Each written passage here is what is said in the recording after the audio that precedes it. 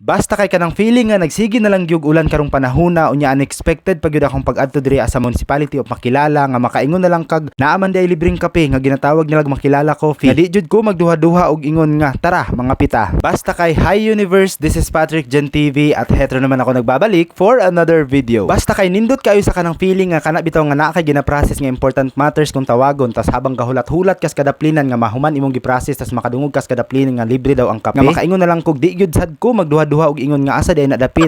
Basta kay diri ara ni sa munisipyo sa Makilala nga karon pasad ko kabalo nga naa day ani nga makaingon na lang kog magbalik-balik na lang siguro ko diri sa munisipyo sa Makilala. Basta kay pagsulod jud namo diri nga moment ana gani ko ninduta sa ilahang munisipyo no mismo sa sulod sa munisipyo gibutang jud ang Makilala Coffee nga makaingon na lang kag kung gusto ka mga pe unya gaulan-ulan sa gawas di na gyud sad nimo kailangan nga mogawas-gawas pa kay naa na ang Makilala Coffee andam nga mopainom sa inyo og kape luyo sa kalipay ug sa kainit sa kape. Basta kay isasad ni sa pinakanindot kay abi na akong sa kadaghanan nga kape sa atong kalibutan karon nga pwede nilang i-apply sa new generation but na-amaze kog taman kay native coffee ako natilawan diri sa Makilala Coffee. Basta kay ninduta lagi sa feeling nung nga kanang pure native coffee ang gina-offer diri ana gani ko kung naay nature lover na asay coffee lover oy basta kay asa coffee lover nga parehas ninyo mga pita oy libre na ni. Basta kay sa mga taga Makilala Lenyos kung naamoy mga gina-process diri try mog pangayog kape diri sa Makilala Coffee while ginahulat ninyo ang inyong mga gina-process in short important matters. Basta kay wala sad ko kabalo kung always ba ni siya libre basta kay base ra sa nisa ko na experience diri karon nga adlaw kauban ako mangigagaw. Basta kay comment daw mo sa mga nakabalo kung always ba gyud ni siya libre mga ka-universe. Basta kay hanto diri na lang taman kini inyong ka Mr. Universe Patrick Gen TV nagsasabi peace, goodbye. Don't forget to follow